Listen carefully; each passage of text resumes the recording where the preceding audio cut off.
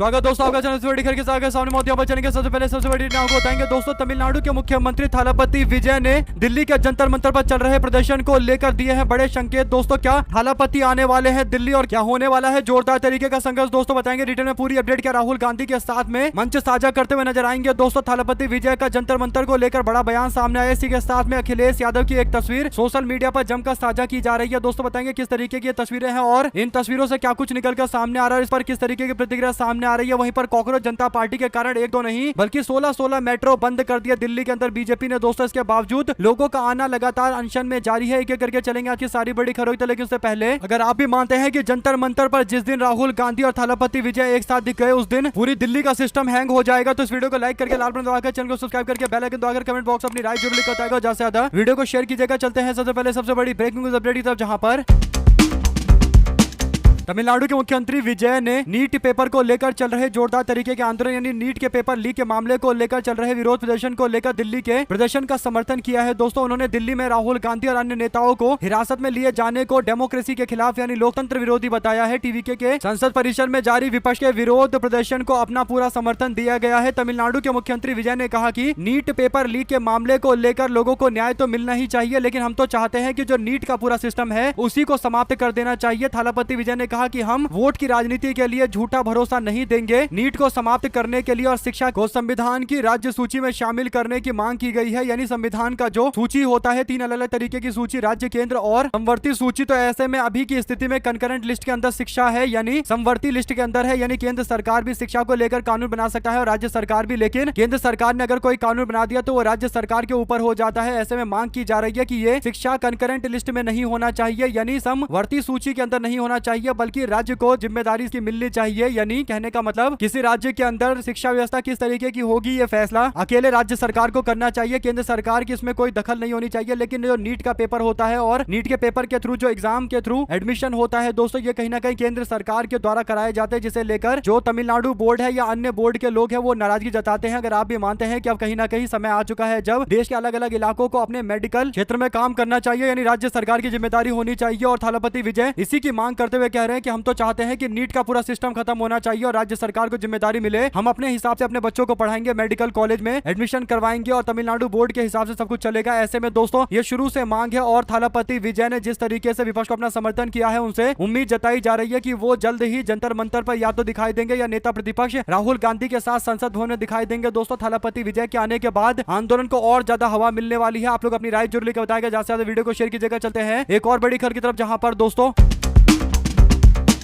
कई सारी तस्वीरों को लेकर सोशल मीडिया पर चर्चा चल रही है और माना जा रहा है कि आंदोलन की मुख्य तस्वीरें हैं। दोस्तों ऐसे में अखिलेश यादव की एक तस्वीर जो बीते दिन खींची गई उससे लेकर भी जमकर तारीफ चल रही है, जिसमें अखिलेश यादव पुलिस वाले के सामने चिल्लाते हुए पुलिस वाले को पूरा जवाब देते हुए नजर आ रहे हैं। दोस्तों इस पर लोगों ने कमेंट बॉक्स में कहा कि अखिलेश यादव 100% अगले मुख्यमंत्री राज्य के अंदर बनने जा रहे हैं। बस जरूरी है कि ये देखे कि SIR सही तरीके से कराया जाए और जिस एग्रेशन के साथ अखिलेश यादव भी दिखाई दे रहे हैं दोस्तों, इससे पता है कि उत्तर प्रदेश के अंदर चुनाव जो है काफी दिलचस्प होने वाला है। आप लोग अपनी राय जरूर लिखकर बताएगा। साथ साथ चलते हैं एक और बड़ी अपडेट की तरफ, जहां पर पेपर लीक को चल रहे CJP के विरोध प्रदर्शन के बीच मंगलवार को देर रात दिल्ली के कनॉट प्लेस के अंदर एक बार फिर से तनाव की स्थिति हो गई। दोस्तों आधी रात के बाद प्रदर्शनकारियों और सुरक्षा बलों के बीच में दूसरी बार झड़प हो गई और वहीं पर सुरक्षा कारणों से दिल्ली मेट्रो के 16 स्टेशन बंद कर दिए गए। पुलिस के अनुसार जनपद के पास एक पुलिस वाहन पर पथराव किया गया और रैपिड एक्शन फोर्स यानी RAF के जवानों को भी निशाना बनाने का दावा मीडिया में चल रहा है। इस बीच CJP के प्रदर्शन के दौरान आजादी आजादी के नारे पर रोक लगाने की घोषणा की गई है। आशुतोष रांका ने कहा कि शहीद भगत सिंह और महात्मा गांधी हमें पहले ही आजादी दिला चुके हैं, हमें भारत माता की जय के नारे लगाने हैं और इसीलिए हम लोगों को यह सुनिश्चित करना है कि आजादी की जगह हम लोग जो नारे लगाए वो भारत माता की जय और महात्मा गांधी शहीद भगत सिंह के नारे लगाए और इन्हीं के नारों के इर्द गिर्द हम लोग जोर शोर से अपनी मांगे करेंगे। तो आप लोग इस पर क्या राय देना चाहते हैं दोस्तों लिखकर जरूर बताएगा। साथ साथ चलते हैं एक और बड़ी खबर की तरफ, जहां पर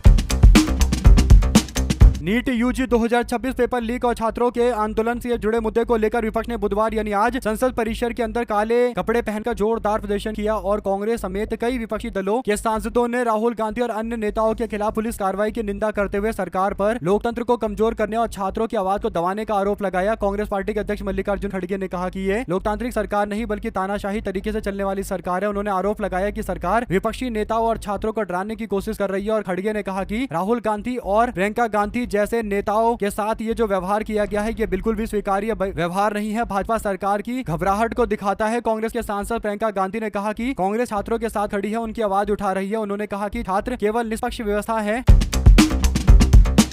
अपने भविष्य की सुरक्षा की मांग कर रहे हैं। उनके अनुसार मौजूदा परीक्षा प्रणाली में सुधार की आवश्यकता है और सरकार को छात्रों से संवाद करना चाहिए। छात्रों से सरकार को पंगे नहीं लेना चाहिए, क्योंकि छात्र ही है जो उनकी मांगों को आगे तक पहुंचा रहे हैं, जिसके बाद एक जबरदस्त तरीके का बवाल देखने को मिलता है। इसलिए जरूरी है कि पूरी तरीके से सुनिश्चित किया जाए कि न्याय मिले। अगर आप भी मानते हैं कि धर्मेंद्र प्रधान का इस्तीफा तो जरूरी है, धर्मेंद्र प्रधान के इस्तीफे के बाद आगे जाकर कोई बातचीत होगी कि सिस्टम कैसे सुधारा जाए, लेकिन तब तक जरूरी है कि धर्मेंद्र प्रधान का इस्तीफा आ जाए, क्योंकि बीजेपी के लोगों ने अहंकार वाली बात बोली है कि उनके सरकार में कोई इस्तीफा नहीं होता और जनता इस देश की सर्वोसर्वा है, यानी जनता ही इस देश के लिए सब कुछ है। इसीलिए आम जनता के पास कुछ तो ताकत होनी चाहिए। यानी आम जनता मांग कर रही है कि धर्मेंद्र प्रधान का इस्तीफा हो, लेकिन बीजेपी वाले इस्तीफा कराने को तैयार नहीं है। ऐसे में आम जनता के पास क्या शक्तियां हैं लोकतंत्र के अंदर, इस पर सवाल जरूर खड़े हो जाते हैं। दोस्तों बड़ी बात यह है कि इस पूरे मामले को लेकर अब सवाल तो खड़ा होगा ही दोस्तों। इसी के साथ में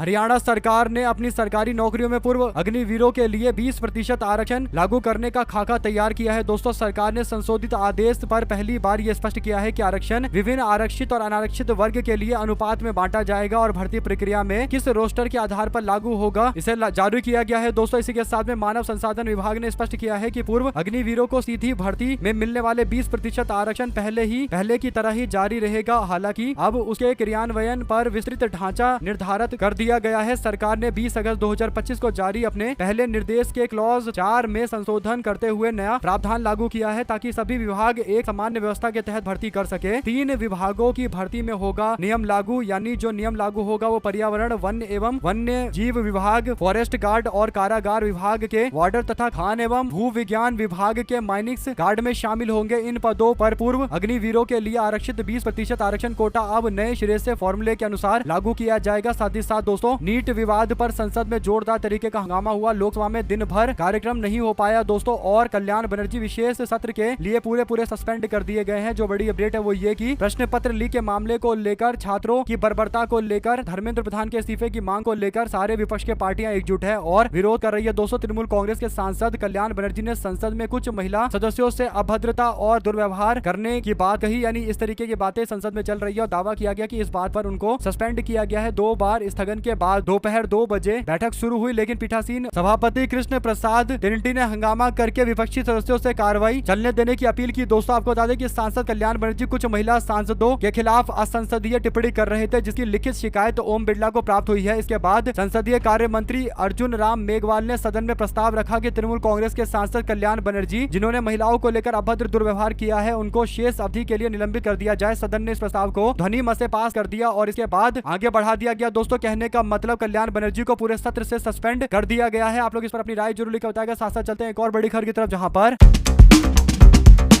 दिल्ली के छात्रों और युवाओं पर हुए पुलिस लाठीचार्ज के विरोध में बुधवार को सैकड़ों की संख्या में भूना और फतेहाबाद में सड़कों पर उतरकर जोरदार प्रदर्शन किया गया। दोस्तों भारत की जनवादी नौजवान के आह्वान पर फतेहपुर के अंदर भी रोष निकाला गया और अंबेडकर पार्क से शुरू होकर ये लाल बत्ती चौक पहुंची, जवाहर चौक और जीटी रोड चौक पर पहुंची। तो कुल मिलाकर प्रदर्शन में बड़ी संख्या में छात्र, डॉक्टर, युवा और महिलाएं और विभिन्न लोकतांत्रिक संगठनों के प्रतिनिधियों ने हिस्सा लिया है। तो आप लोग अपनी राय जरूर लेकर बताएगा। ज्यादा से ज्यादा वीडियो को शेयर कीजिएगा।